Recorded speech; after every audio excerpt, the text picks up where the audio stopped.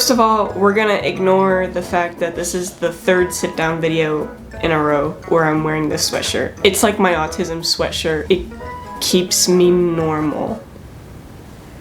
So obviously if you clicked on this video, you're probably wondering how to make stickers, or at least what's the difference between like a beginner versus like an expert way of making stickers for your art business. I have 3 different processes that I'd love to share with you today. I'm gonna show you guys a little bit of what my setup looks like, and then I'll show you my process for making stickers, the supplies that you're gonna need at the bare minimum, then the recommended beginner and expert processes that I would recommend after selling stickers and pursuing art as a career for about 2 years now. My process does include a home printer and a Cricut, but don't worry, I'm gonna be including pretty cost-effective measurements for beginners that don't have a printer or a Cricut and don't want to manufacture anything. I also compiled a PDF document of pretty much everything that I'm going to be mentioning in this video with links to every product and where you can get it, and like a concise list of everything that you would need for all 3 processes. All you have to do is sign up for the mailing list and it'll send a downloadable PDF straight to your inbox. These are all of the stickers that I currently have in my shop.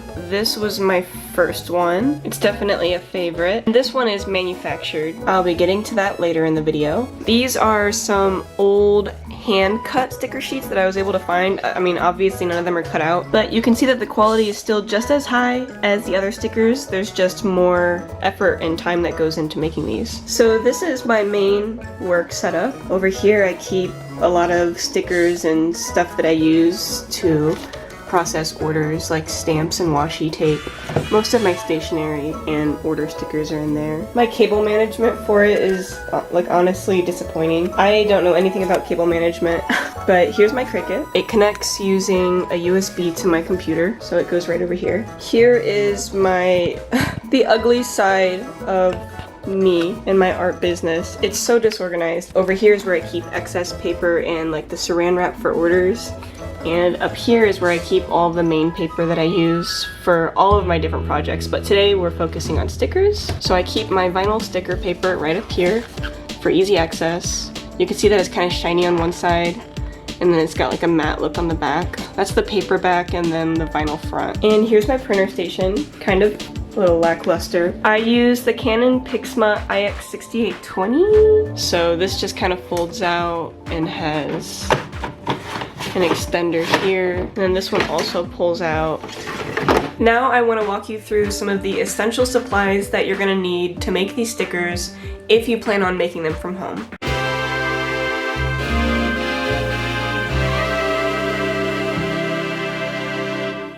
So the bare minimum that you're going to need for any process, regardless of if you're a beginner, a novice, or an expert artist making stickers for your business, you're gonna need a transparent, high quality clip art of your design. You just need some sort of PNG that has a transparent background and just gives you the shape that you need. That's like the bare minimum that you need for anything. But there are tons of ways of getting clean designs ready to make stickers with, and it's super easy and less expensive than it might seem. If you have traditional art that you want to make stickers out of, like a watercolor piece or something that you sketched in your sketchbook, you can always scan it using just your phone and using a scanner app like Dropbox to upload like a really high quality scan of it. But if you want to get a really consistent scan with great lighting and higher quality, then it's best to use a scanner. If you don't have one and you don't want to buy one, you can always use a scanner at like your library or school or just any other free scanning resource. At the very least, you should be able to go to like an Office Depot or any other print place and get like a high resolution scan for you. Personally, since I work in a library, I use the scanner that's available to all of the patrons to scan uploads of my artwork if I'm gonna make a sticker out of a traditional piece. I usually try to set the DPI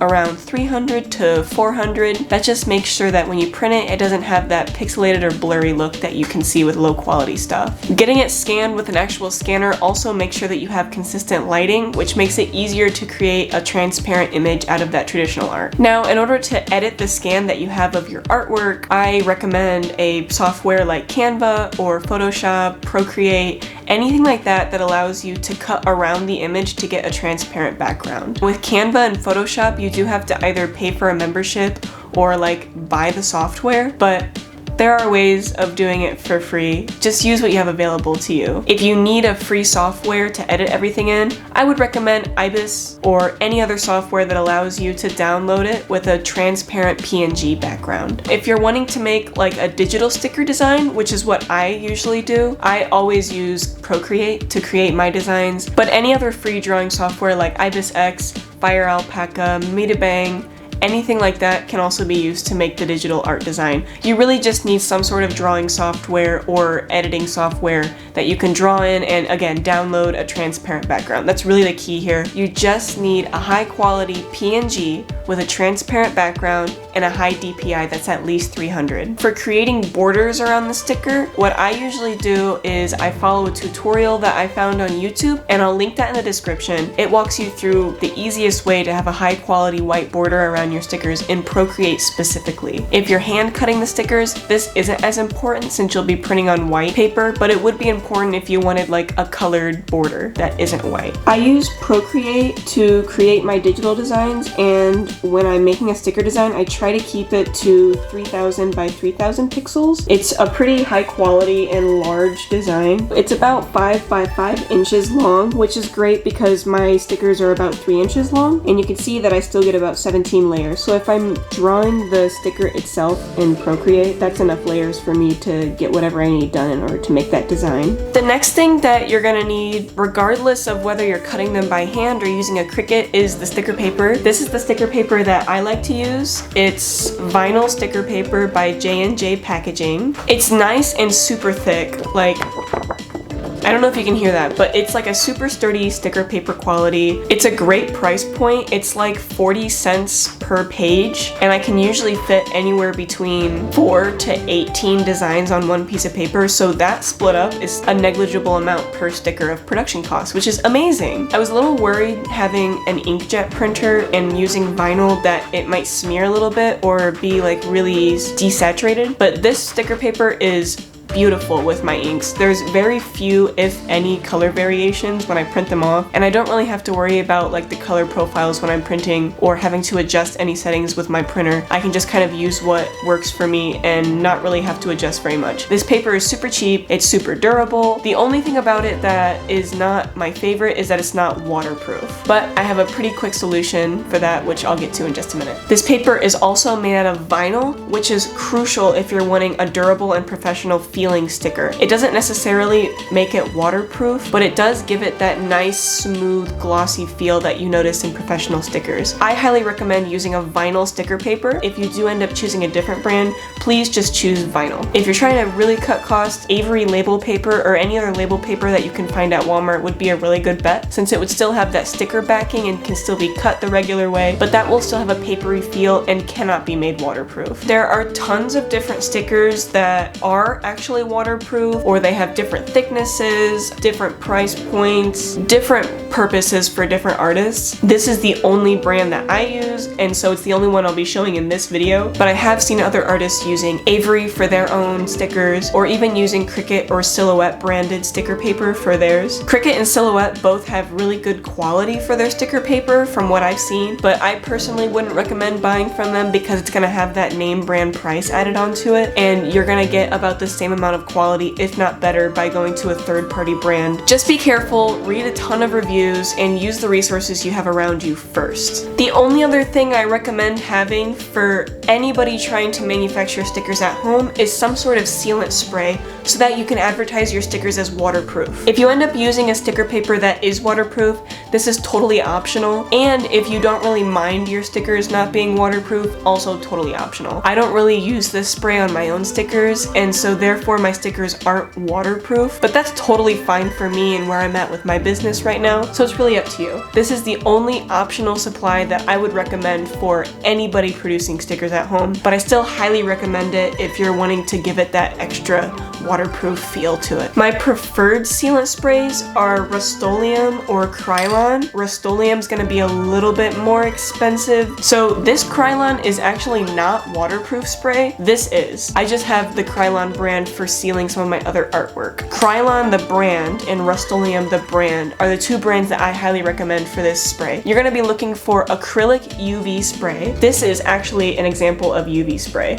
So it's just matte clear spray. And what it basically does is it gives like a spray finish on top. If I were to spray this on my stickers, they would be durable on cars, in the dishwasher, stuff like that. I still highly recommend testing out your stickers under these conditions to make sure that you can truly advertise it as waterproof. But in my experience, both the Krylon and the Rust-Oleum brands are very reliable with providing waterproof nature. The reason why I stopped using it as often for my stickers is because if you spray too close to it, it can give it kind of like a gritty feel. I don't really want to like individually spray each sheet of stickers that I make, and I don't really like the gritty texture that sometimes happens when I spray just a little bit too close to the paper. Still an amazing cheap option for artists that are wanting to have their stickers be fully waterproof. This, in terms of cost, is pretty negligible. Each one of these containers is going to cost anywhere between like $6 to $8 at the store. When you spread that out across each individual item, the cost is totally negligible for the spray. I mean, these last months of just spraying and spraying and spraying,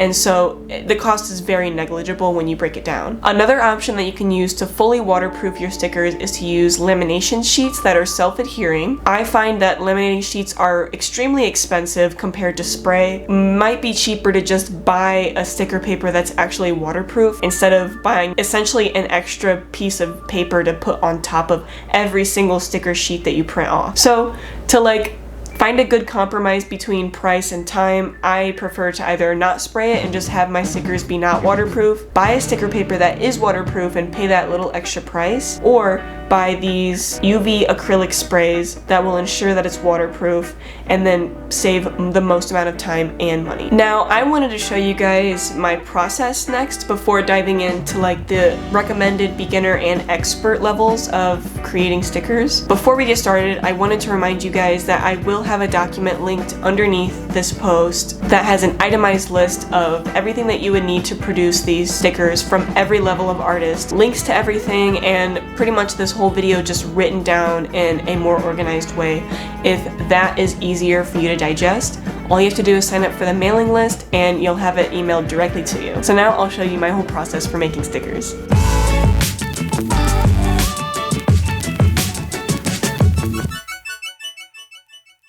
I showed my printer earlier in this video, so I won't show it again, but what I need next for my own process in making stickers is my printer so that I can print these things. My printer is the Canon Pixma IX6820. It's a great artist printer. A printer is not necessary. You can always use a school printer, a printer at your library or campus, or even just getting things printed through UPS, Office Depot, or any other printing service. The only thing that you have to worry about when printing somebody else's printer, like at school or using a printing service, is that you're able to use a bypass tray or replacing the original tray with the sticker paper and not regular printer paper. You want to make sure that the printer is able to handle that higher thickness of paper. When we're using like a sticker paper like the J&J brand, it's going to be a thicker GSM or pound, which is the thickness of paper, which might clog specific printers that are only able to handle printer paper. Usually if you're using an industrial printer that's used in a library or a school, it can handle the thicker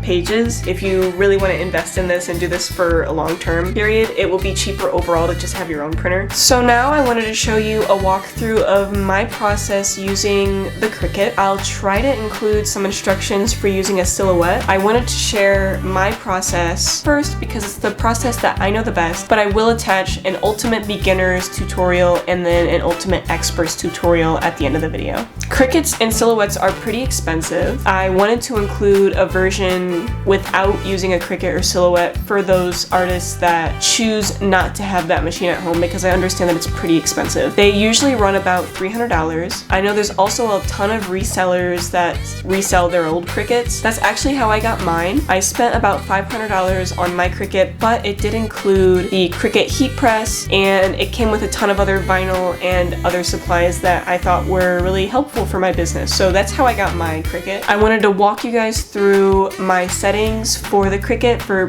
printing and cutting them, and I'll try to go back and forth between talking to you guys and showing what my screen actually looks like. So first, in Cricut Design Space, you're gonna want to pull up a new canvas. So first you're gonna want to go to Upload on the menu, and you're gonna wanna upload an image. Okay, so here's my design. You can tell that there isn't a white border with it. I don't really like having a white border with this sticker design. I want to use it to show you an example of how you can manually add that white border in Cricut. And you can tell by the preview that it has a transparent background, and we can tell that it's a pretty high quality render. So I'm going to upload that into Cricut Design Space. And what I do here is I usually just set it to complex. I don't know why, I just always do that just in case. If you have the paid version of Cricut, you can manually delete the background in Cricut, but I don't want to pay for that, so I just do it myself on another software. And then once you upload it, you're gonna want to select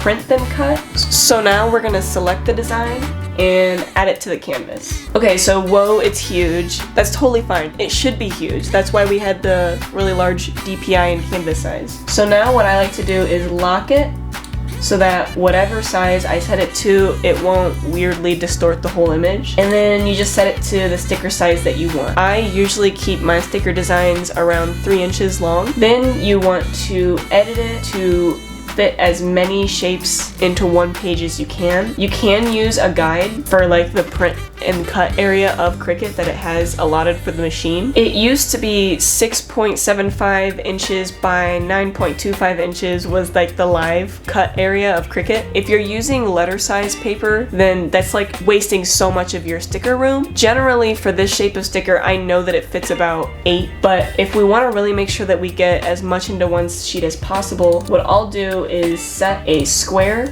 from the shapes to the live action area that I'm used to, which is 6.75 inches by 9.25. That is the live area of Cricut, usually. So I'll bring that in the back and make sure that I arrange enough stickers to fill up that whole space. Next, I'll turn off the square so that it doesn't print with that square on it, and I'll make it. So now we see that it all fits onto one sheet of paper. If I wanted to add a border to my stickers manually through the Cricut Design Space, you would want to go to the offset feature that they have.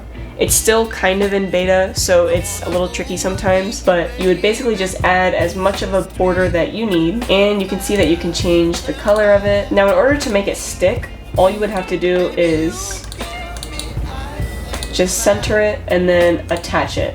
That means that it'll stay together and it will print as one entity. With sticker designs that have more complex shapes, it takes a lot longer to process the border and sometimes doesn't really process it at all. So that's why I like to add my own borders through Procreate or the other drawing software that you would be using. I have mine automatically set to the 12 by 12 mat, so then I'll continue. I'll send it to a printer. I have my own print settings when I print with sticker paper, so I'll turn on the system dialog. I leave bleed turned on because it will add a little bit of color around the design, kind of like a border, but it mostly just extends the design beyond what the cut marks will be.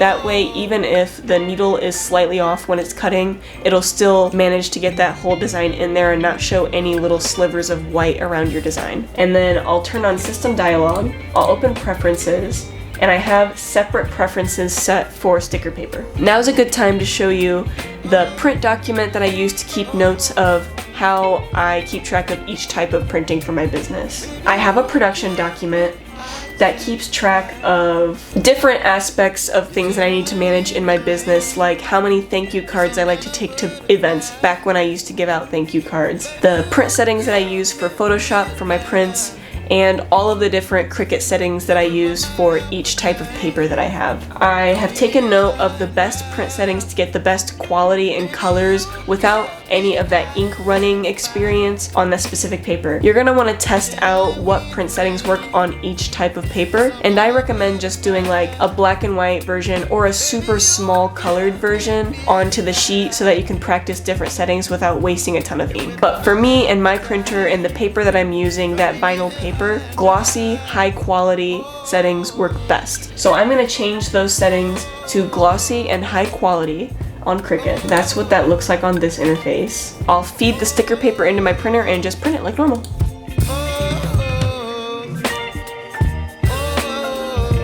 So we got it printed. The colors are just great every time. I love this company. It's so cheap, so reliable. I love getting the big packs, and it prints just fine. I just took it out of the printer and it does not smear at all. It does have a really glossy finish. I like the sturdiness of the paper.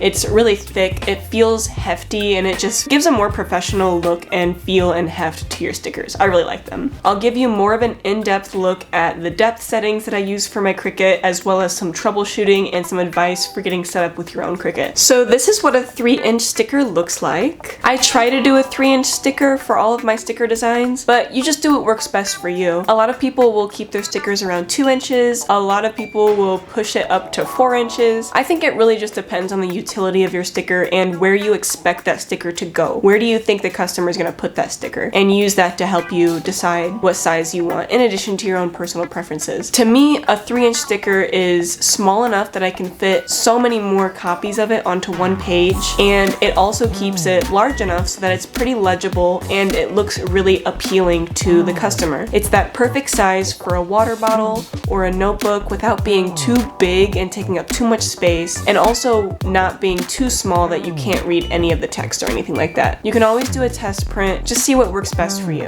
And also, when you're putting together your print file, if you're using Cricut, it will automatically space it so that the needle doesn't like cross with each other. If you are using Photoshop or CSP or any other design platform like Publisher to manually rearrange the stickers and cut them, I highly recommend squishing them all together within the margins that your printer is set to, and then also giving each sticker enough space to have that border if you want to have one. Some other troubleshooting for the print process of getting your stickers printed out might be that your colors aren't really what you're looking for. The first thing that I would recommend changing is the print settings on your printer. Sometimes, depending on the type of print and paper that you have, it can really affect the colors. So looking at your print settings and then reviews for the paper that you bought are the two things that I would recommend looking at first. Even the difference between a setting for a glossy paper and a setting for another photo paper could be the difference in saturation for a design for me, which is why I love to test out different print settings depending on the type of paper that I'm using. Printers use the CMYK format. If you've ever heard of that, that's just a different color coding format that printers use in order to decide how much of each pigment to deposit onto the paper. In general, most home printers will use the CMYK format. Software like Procreate or Photoshop will automatically set the coloring software to RGB. RGB is the format that most of us use for like phones and all of our devices, but printers will need to use the CMYK format for the available pigments. If you're using Photoshop to create your designs or print them out, try to set the settings to the document to the CMYK format. There's plenty of videos on how to switch from RGB to CMYK. I'm not gonna lie, I don't really notice a huge difference when I just use the RGB systems that I already use. RGB is totally fine for most colors, and in my experience, the general difference occurs in overly saturated and more neon colors. CMYK doesn't support neon colors or overly saturated colors, so if you tend to have like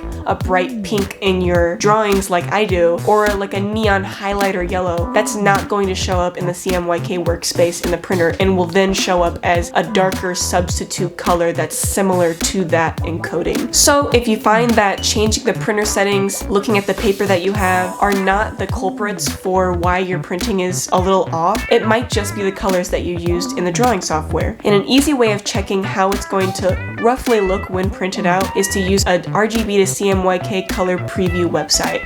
I'll have that also linked down below. I used it a lot when I first got started and was starting to understand the CMYK space, just getting to know my printer and the types of colors that it doesn't like to print out. My Canon does not like hot pink, unfortunately. I put hot pink on pretty much all of my market advertisements and a lot of my drawings because it's my favorite color, if you couldn't tell. Because it's not a color in the CMYK working space, my pinks will always come out a little browner and a little darker and a little less saturated than they were on my preview on the computer. Ideally, if I wanted to make sure that the colors are correct before printing and wasting all that ink, I could go to that website and check it really quickly, and it gives you like a pretty accurate preview of what it would look like when printed using a CMYK workspace. I usually just test print each design on like the paper that I'm using just to make sure it looks okay enough. I don't really mind if the colors are slightly less saturated, slightly more blue blue, any slight difference like that doesn't really matter to me as long as it overall looks the same as how I'm advertising it, how I originally wanted it to look. It's a little bit more important when you're dealing with manufacturers and made-to-order print production websites and businesses, but for our purposes with mostly home production, that's not going to be relevant. So now we're getting back to the Cricut and we're finally going to cut out our stickers. I'm now going to show you guys the second half of my production document, which gives me more information about the cut settings that I use for each type of paper. It doesn't really matter so much the cut settings for each product that I have. It is mostly reliant on the paper. Paper will have different thicknesses and different textures depending on whether you're using like a linen, a flat cardstock, or like a sticker paper that has vinyl. The settings are going to be totally different for each type with your Cricut,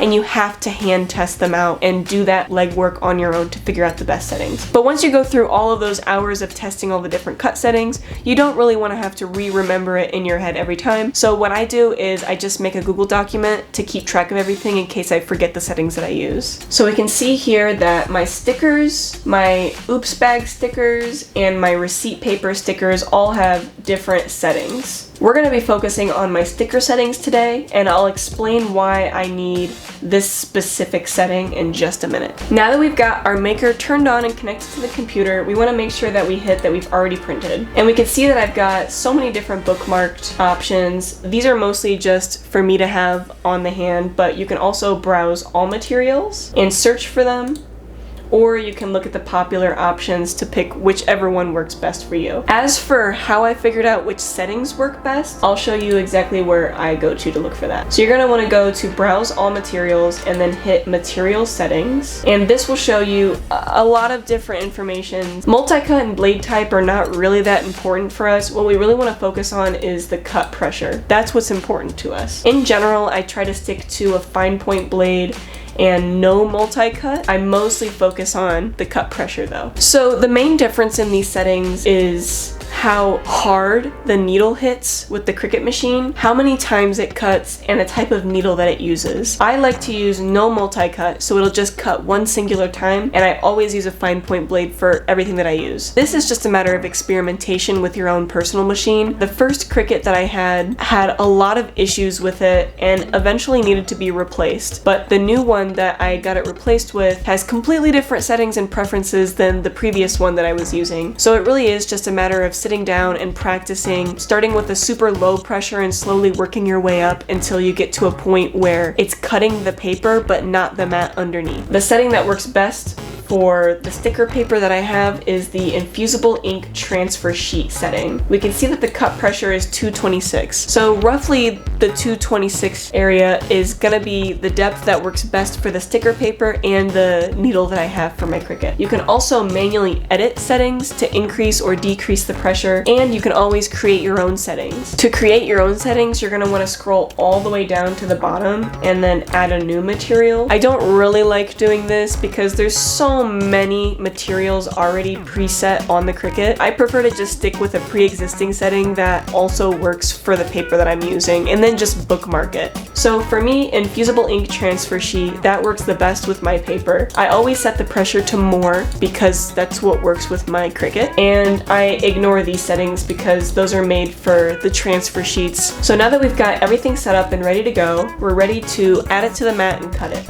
I have all of these different types of mats that came with my Cricut that I have stored over here for ease, and they come in all sorts of thicknesses. Like the purple one is the thickest, you would use that for like felt, and the green is the standard mat that you see in like most Cricut tutorials, but the mat that I prefer using the most is the light grip mat, which is the light blue one. I much prefer using the light grip mat over the standard grip mat, which is the green one. If you're using the standard grip mat and you notice that the paper keeps ripping, that is just telling you that the adhesive is too strong on that mat and you need to use a lighter grip. I use the light grip one because it makes the cuts work better on all of the different things that I use the Cricut for, and it doesn't rip the paper to the mat itself. So I never have to worry about my stickers having ripped paper in the background. The paper always comes off just fine on the light grip mat. For the plastic covering, I like to keep a sticker on the dirty side so that I know which side faces up and so that I don't accidentally like stick a bunch of dirt and stuff onto the mat, which keeps it cleaner longer. Obviously add the sheet onto the mat. Don't have to worry about it lining up so much with the grid lines on the outside because the Cricut is going to use this black grid line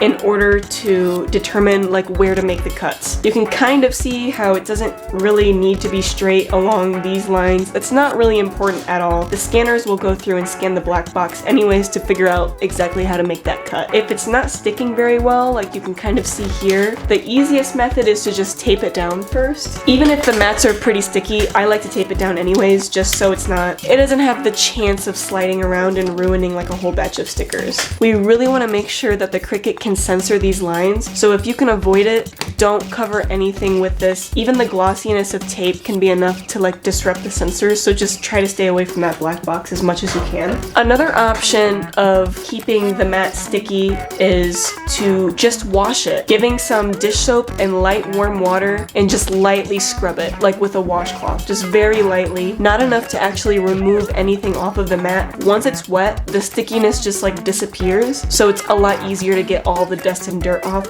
And then once you let it air dry, it'll be like the stickiness comes back magically. I don't even know how it works. You don't have to buy a new Cricut mat every time. If it's still not being very sticky, my next recommendation would be to just buy adhesive spray from any dollar store. It'll be way cheaper than replacing the mat itself. And if the mat isn't like broken and cracked, there isn't really a need to replace it anyways. Cricut is gonna be so much more expensive. We don't support buying name brand stuff when we don't have to, okay? Now that we've got everything set up for our Cricut, we'll just have it open, have it connected to the computer, at least have it lined up straight on one side of the guides, and then you'll just start cutting.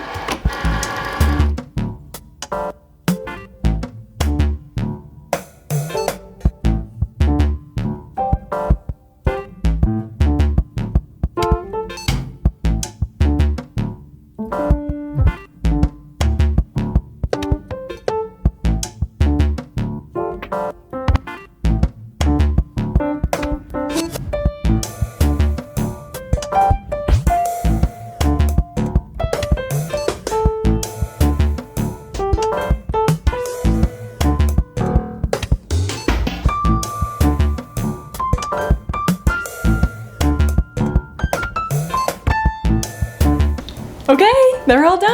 I really like that process. It's kind of hard to wrap your head around at first, but really it's not that hard, and it gets super streamlined over time and becomes faster and faster the more you do it. So that's what I would view a novice approach to creating stickers for your business. That's the model that I currently have for my business and the production level that it's at right now. I consider it at a novice level mostly because of the money commitment that is required to be put in before you're able to use this method, but you are able to make stickers a lot faster with consistent quality and just a nice cleaner look. But now I want to show you an ultimate beginner's guide that you can do without needing any printer or any cutting machine at all. And then after that, I want to show you my preferred view of an expert method, ideally where you would want to be once your art business gets to a production level that requires manufacturing. But first, my uber beginner process.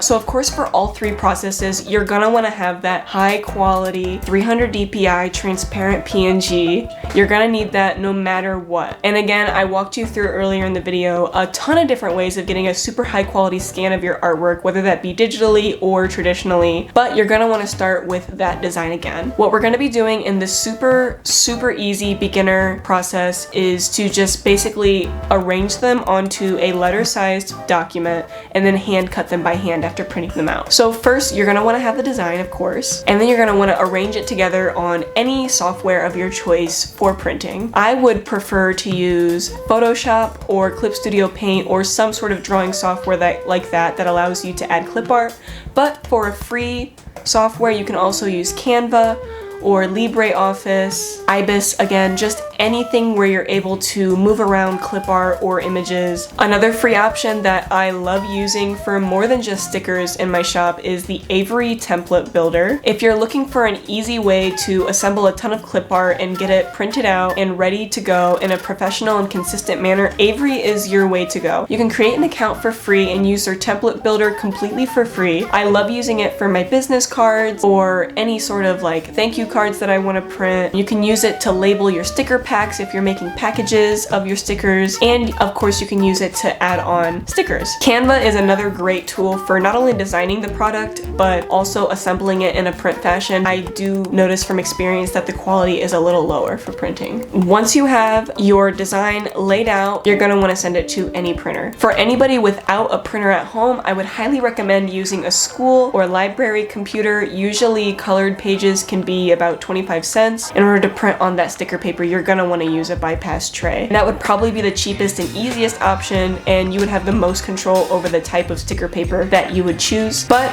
if you don't have access to a library printer, you don't have a printer at home, your next option is to want to go to any printing service like UPS or FedEx and see if they're able to print it onto that sticker paper for you. It's going to be a little bit more expensive than using a public service printer, and it will be more expensive over time than just investing in a printer yourself, but it's still a really good method for a pinch. Once you have the printed stickers on the sticker paper, you're just gonna hand cut it. Back when I hand cut my stickers, I just used regular scissors or an X-Acto knife and a cutting mat. I'll have an X-Acto knife, cutting mat, the scissors that I use, which are always Fiskars, linked in my Amazon storefront, which I'll link down below. Shapes like ovals and circles are easy to use with paper cutters or trimmers. In general, you're gonna wanna hand cut it with scissors and X-Acto knives. This is by far the easiest, cheapest, and most cost-efficient method of starting your sticker shop without needing to put too much investment into any machinery or manufacturing. You can control how many stickers and how many of what type of stickers that you would need without needing like an order minimum that you would need for any manufacturing. Hand cutting has a ton of cons attached to it, which I'm sure you can already expect. You have to deal with the hand cutting and room for human error. You can get carpal tunnel from using your hands for so many different minute movements, but it is by far the most professional method that I can think of for somebody who really just needs to get into stickers right now without investing in a ton of machinery. For cutting stickers that have a more universal shape like a rectangle or a square, those are the easiest to hand cut, and I have a couple different paper trimmers that I use in my shop. I don't hand cut stickers at all, but if I did have a square or rectangle design that I needed to cut, I would much rather cut using a paper cutter. This I use for cutting my prints, cutting business cards, thank you cards, pretty much any sort of material that I use in my shop. It's the Swing Line. Just a generic brand that you can find online anywhere or at any Walmart. It has a pretty thick knife attached to it, so I'm able to add several sheets of thick cardstock to it and even more of thinner cardstock. I can find that I usually can attach 2 or 3 sheets of paper, no matter how thick it is, into this, and it can cut it all at once really well, so it is super efficient at cutting and was pretty cheap. I'd say about 20 bucks. This is another type of paper trimmer that you might see. I believe this is a Cricut paper trimmer, but you can find generic versions of this everywhere for like 5 bucks. It really is the cheapest method to getting that nice clean straight line when you're cutting and trimming paper, and can be very useful for square and rectangle sticker shapes. You would just slide the paper underneath this and then cut. I highly recommend this to help you cut down on the borders so that you're spending less time using your hands and potentially hurting them. And don't worry, I'll have all the paper trimmers and all the supplies I used linked down below, especially if I'm specifically mentioning them in this video. So the beginner process for making stickers is not necessarily the cheapest or the easiest or the most accessible way of making stickers. I know there's plenty of trends going around about like a tape method that you can use, or just taking pictures with your phone and printing it onto a thermal label printer. All of that kind of stuff can be extremely cheap. In my opinion, the version and process that I shared with you today is the best beginner version for a professional looking business or art shop. You really want art to find that balance between a low production cost, a low handling cost and time, and the highest quality stickers that you can produce. So for that reason, there's a couple more steps involved with this process than you might see in other videos. For me and my personal expectations with product quality, this is the best routine that I would recommend for people who are just starting out with their art business and want to kind of like dip their toes in a little bit without spending too much money. After 2 years of producing stickers and learning the best ways to create them via time and money, that is the process that I recommend for beginners. And now for the God level expert type art production.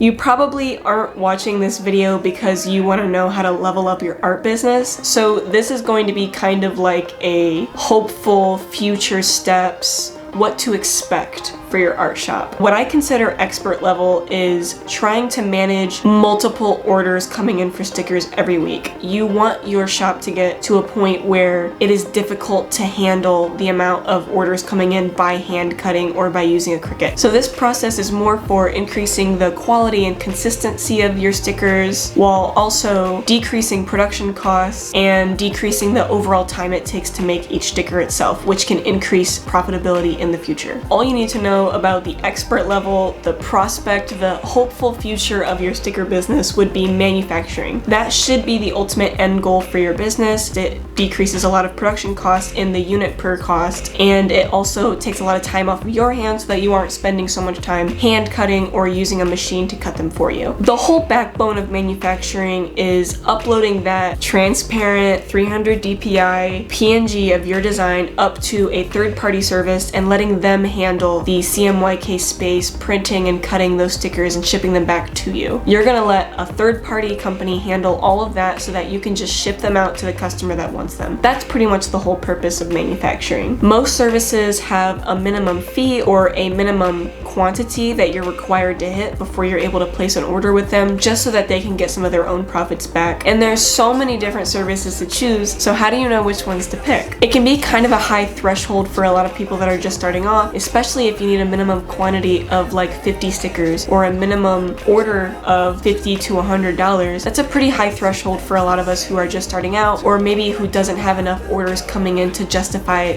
that quantity of stickers and inventory at one moment. There are tons of different services you can choose from, including Alibaba, Sticker Mule, Sticker App, but my favorite one to use is StickerNinja. I want to walk you through a little bit what it's like to manufacture stickers through StickerNinja, and I'll discuss a little bit why I really prefer that company over the other third-party services. So when you first get onto StickerNinja, you'll see the welcome interface, and when you hit on making stickers, it'll show you a ton of different options. You can see the die cut and kiss cut options, which is basically just how far out the paper background of your stickers go. I personally prefer a die cut. I feel like it looks more professional and it more accurately shows off the sticker itself without giving it too much dead space around it. But you can also use a kiss cut if you prefer. It doesn't change the border around the sticker itself, only how much paper is shown behind the sticker. Tons of different holographic options and types of manufacturing for stickers that just isn't physically possible to do at home. So if you are manufacturing your stickers, you would click on the type of sticker that you would want, you add your design, you add the lamination type, the shape that you want, and any specific things that you want them to take note of before just placing the order. Now there's so many different reasons why you should love StickerNinja. First of all, they're a pretty local company based in Portland, Oregon, so you know that it's coming from a USA-made small business and not some random third-party company giant like Alibaba. It's coming from a small team of people locally made in the US. Personally, they support the right types of people. They're very pro-gay, pro-POC, and have a strong focus on a sense of community, which I really value in my choices. I don't find that their prices are too crazy, and they have a ton of deals going on all the time. So not only is it morally positive to shop with StickerNinja, but it's also pretty cost effective. So there's nothing not to like about this company. If their minimums are a little bit too high for your production needs, you can always try samples, which I personally love using. They give you about 5 to 20 copies of your sticker, for about half the price of their order minimums, and you're able to test out what a specific holographic design or what a proof might look like, or just simply have a smaller amount of stickers for your collection at that time, both of which are pretty flexible with your needs as an artist and is amazing coming from a local business. So personally, right now I have one manufactured design. It is this Legend of Zelda Sheikah Shrine. It is available on my shop right now, just like a little mini plug. But I had a very specific reason for manufacturing that. It wasn't necessarily that I had a production need that was higher than my production output. It was more that I needed a special effect on my sticker that I couldn't achieve at home. So this sticker is actually a transparent sticker. I should be able to show some like examples. They printed my design onto a clear vinyl so that it has like a special effect with it. Using a manufacturing company to get that special holographic effect or a special shiny or clear effect or glow-in-the-dark effect is a wonderful idea for an artist that's wanting to branch out with new designs. You don't necessarily have to use manufacturing only when your business requires that. You can also use it to test out some new effects that would enhance your sticker design, which I think is a really cool option to offer. There are tons of holographic sheets and designs that are self-laminating and that you can add on top of your stickers, but if you want only specific parts of your sticker design to have a holographic or glow-in-the-dark effect, manufacturing is going to be the way to go. They have the machinery required to produce those types of stickers and keep their production costs really low. For a small artist like you and I, it is not really cost efficient to keep those machines in our house. Manufacturing is a wonderful idea for artists that have consistent orders coming in for two main reasons. It cuts down on production costs and it cuts down on handling costs. We discussed a little bit earlier about the time it takes to personally hand cut every single sticker, and while using a Cricut or Silhouette machine might help you cut down on some of the production time costs that go into hand cutting, there still is a certain amount of time that goes into handling every single sticker design there. For a manufacturing cost, that will really help a ton with production costs since you don't have to produce them at all. In addition to cutting down on the time it takes to make each sticker, it also helps a ton with production costs. A huge aspect of your art business should be trying to hone in on profitability and increasing the margins for your business. I'll walk you through a little bit on how I track the profits for my business right over here. So this document right here that we're looking at is kind of like my business magnum opus. It pretty much keeps me organized with everything money related regarding like profit margins, shipping prices, anything I might need that could influence what I charge for my products. What I do with my document and spreadsheet is I have a table full of my production costs. This is everything that goes into making a specific design. So for stickers, I want to account for the paper that I use, ink, packaging, shipping, cello, anything like that. I really want to make sure I cover everything that goes into physically producing the product itself. So specifically for the capitalism design, I'm going through and figuring out all of the different items that goes into making that sticker. So we can see here that I use sticker paper to produce this design. We also know that it takes about 8 stickers to fill up a whole sheet. So that helps me get the cost for each page. Each sticker will cost about 5 cents to produce just from the pages alone. All of that goes into shipping out a product. Those are all of the production costs involved in making that product. So I can see that it cost me about $1 to produce a sticker if I'm hand shipping it out using like postage and wrapping it all up and everything like that. This is really important to calculate for your business because it helps you keep a better idea of exactly what it takes and what it costs to run your business. It is really important to know how much it costs to produce each item so that you can accurately set costs and get an accurate profit in return for your work. I use this and a mixture of looking at other costs of stickers online to figure out a good cost for my stickers that would give me enough profit in return to justify running the business itself. Expert artists will use manufacturing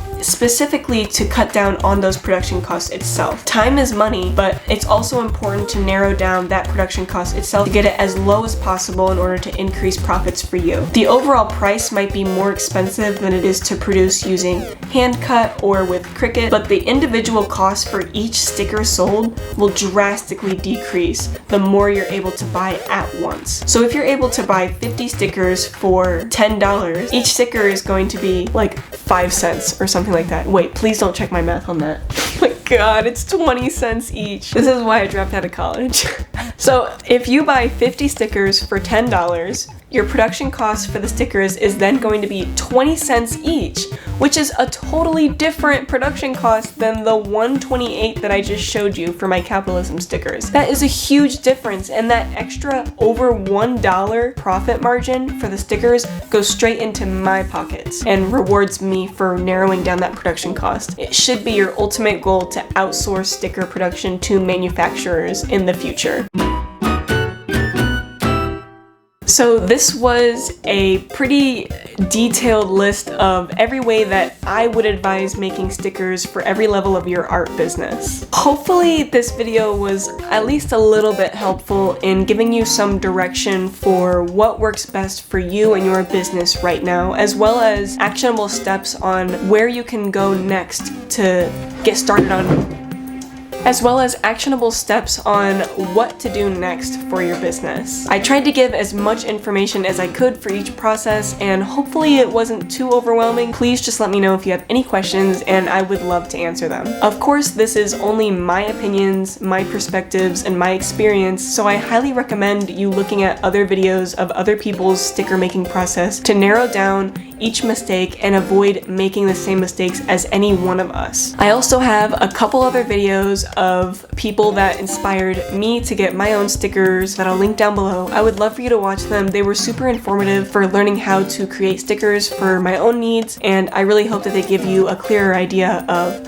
what you might be looking for. If that video was a little bit confusing, I do have a document that has pretty much everything we've discussed here in written form with an itemized list of everything that you would need for each process to get started and links that redirect you to exactly the products that you need. I'll have that linked down below. All you have to do is join the mailing list in order to get that document emailed right to you. And if you have any additional tips or advice, things that have worked for you in the past, please share it with the rest of us. I would love to have a mixing pot down below of everything that's worked best for us, any paper brands that we specifically like using, anything like that. I would absolutely love to know. Yeah, thank you so much for watching. I'll just end the video right now.